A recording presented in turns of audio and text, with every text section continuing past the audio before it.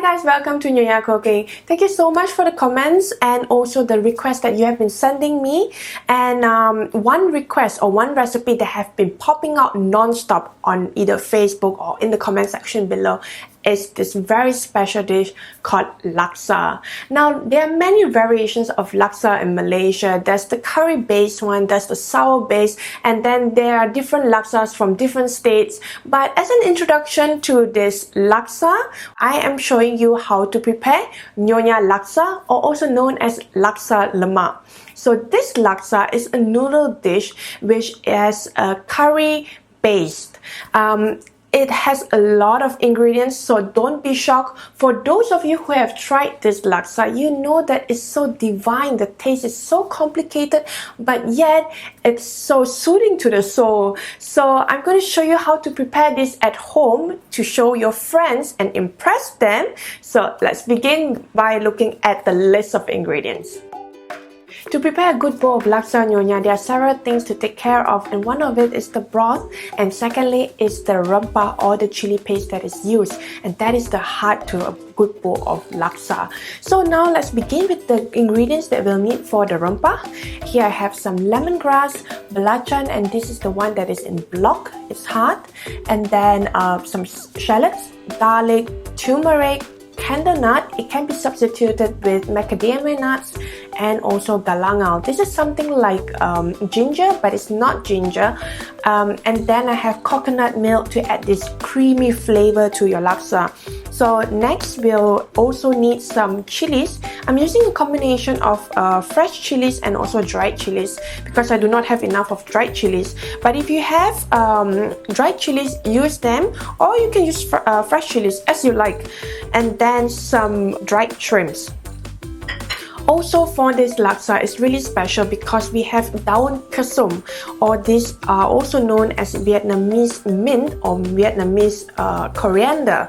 It has a very special smell to it, so this adds up another layer of smell and flavor to your laksa. And as for the broth, it is very special because we are using two different types of base, and that will be prawns and chicken. So here I have some drumsticks which I've removed the meat to prepare a different dish, but yeah, I'm just using the bones as the base of the soup, and also prawns. So prawns, I'm using here the prawns head and also the skin, whereas the meat will be kept here and we are going to use it as garnishing, so we do not waste basically.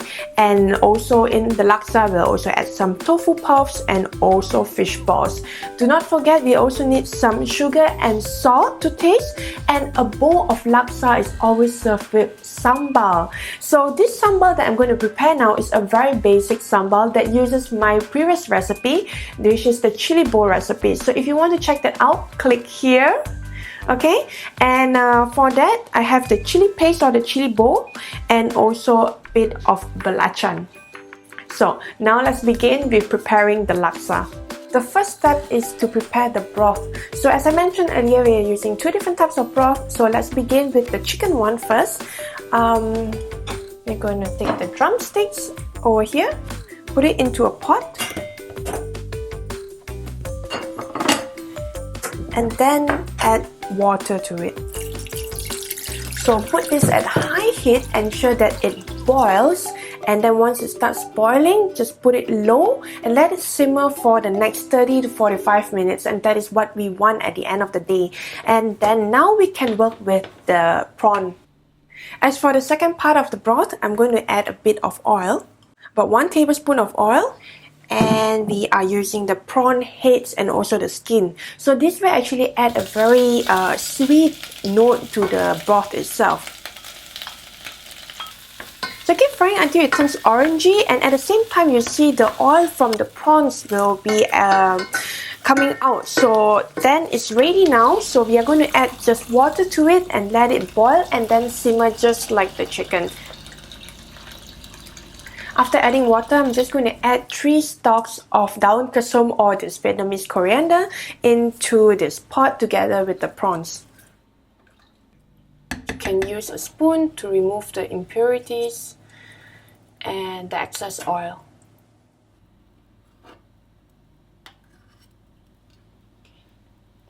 Step 2 is to toast the belacan. As what I'm doing here, I've used 2 pieces of belacan that is meant for the rempah and also for the sambal. So I'm just going to toast it and then wait for a while. We're going to use it later on. Now we're going to prepare the blended ingredients. So all the ingredients that are meant to be for the rempah, we're just going to put it into the blender and just blend it into a paste.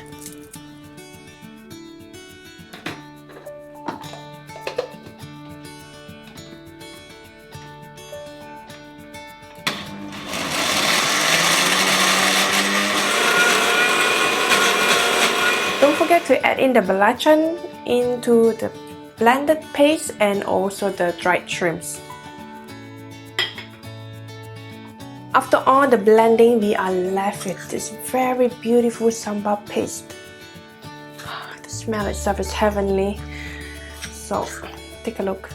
You're going to leave the chili paste or the rempah aside and work on the sambal. So over here I have a heated pan. At medium heat, I'm just going to add a bit of oil. Let it heat up and I'm going to put the chili bowl and also the belacan into the pan. We are going to fry this chili paste or the chili bowl here until the oil separates from the chili paste and then it's ready. But before that, we are also going to add the belacan into the pan. So once the oil separates from the chili bowl, we are going to add a bit of water, just a bit.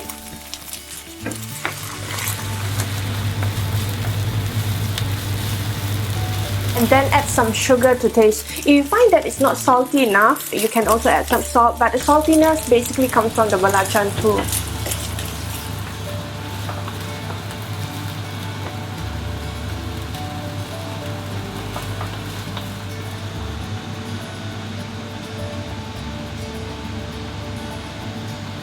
Now that the sambal is ready, we are moving on to cook the rempah or this paste that we have created. So I have a pot here and again we're using a bit of oil. And as usual, just like the other curry recipes, we are going to fry this sambal until the color changes into a deeper red or a darker color. And then it's ready. So then we're going to add the broth and the rest of the stuff. So let's see now if the pot is now heated up. Yep.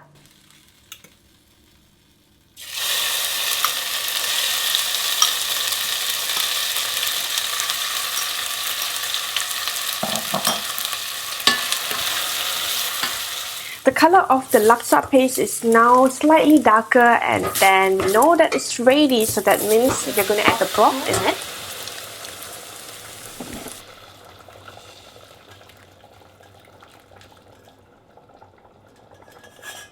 There you go. And same goes to the prawn broth as well.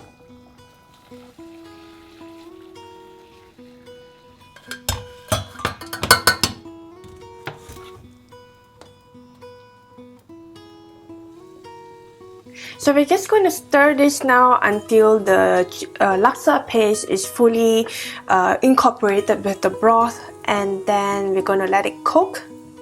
So as you're cooking, remember to always taste the food to ensure that you get the right exact amount of saltiness, sweetness, or whatever is it that you're looking for. So over here that I have the broth all incorporated with the rempah. Just going to taste it a little.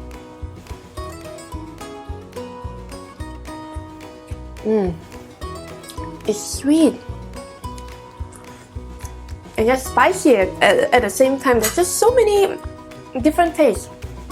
I'm just going to add a bit of salt here because I think it requires just a bit of saltiness. Cook it at medium to high heat and allow it to simmer for a while. Now the word Nyonya Laksa, or also known as Laksa Lemak, Lemak comes from the word creamy, fatty, so therefore it indicates that there is coconut milk in it. And once you add the coconut milk, anything with coconut milk, super good. So we're just going to let this cook. It has been now 10 minutes. I'm going to add the coconut milk.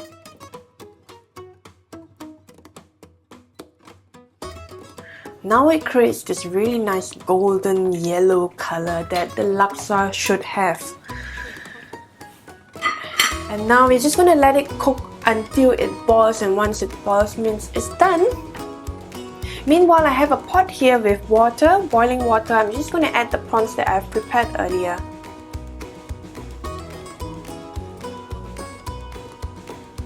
Prawns generally take a very quick time to cook, and once it's orange in color, you can just pick it up and then put it into a bowl, leave it aside. The tofu puffs that we had earlier, I'm just going to put it into this boiling water again. So what we're going to do here is just to extract the oil, and when we put into the laksa, it will not be that oily. The soup is now ready, it's boiling vigorously, so we're going to add these tofu puffs and also fish ball into the soup.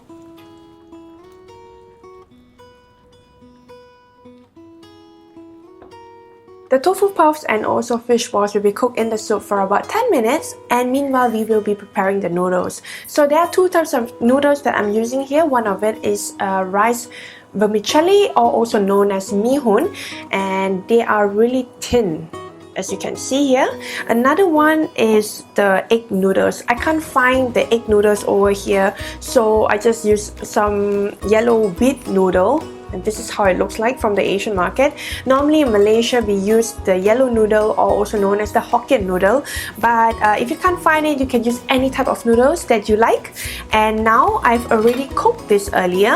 I left it aside, so now I'm just going to put it into a pot of boiling water, just blanch it a little, and we're good to go.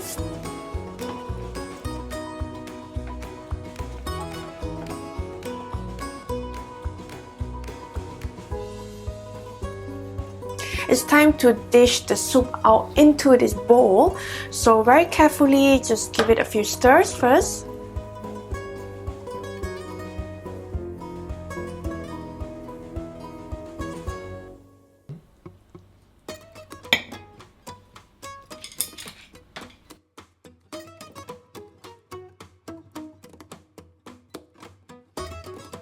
The Nyonya Laksa is garnished with a few other ingredients, and that would be hard-boiled egg and also a few slices of cucumber, and of course the daun kasum, or also known as Vietnamese coriander.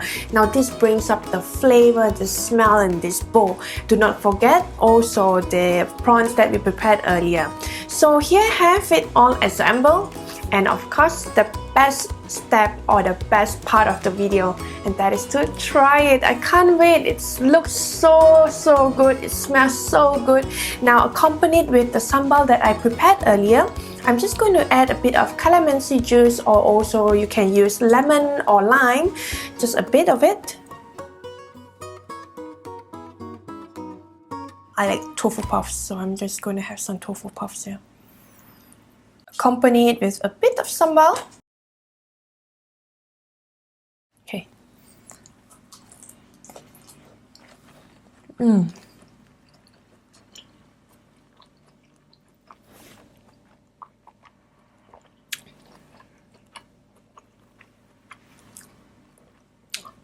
Every bite, there are like new flavors popping up. It's awesome, and that is why people have been requesting for this recipe. There are just so many layers of flavors to it. It's a bit spicy, and then I just love the broth because it's really special, a combination of chicken and also prawns. So good. Let's try the broth by itself.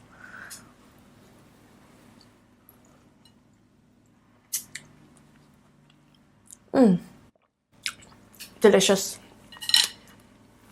It's so good. I can have this every day, really. And I just bit into a bit of this daun kasum or Vietnamese coriander. It brings up the flavor as a whole.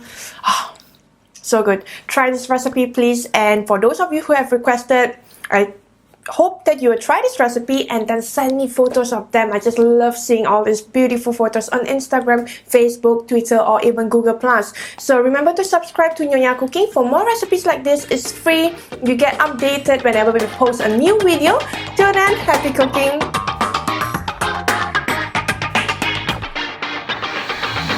Now, as you can see, this pot is boiling vigorously. It's at really high heat. And another indication that this is ready is that your whole kitchen will be filled with this very pungent and very spicy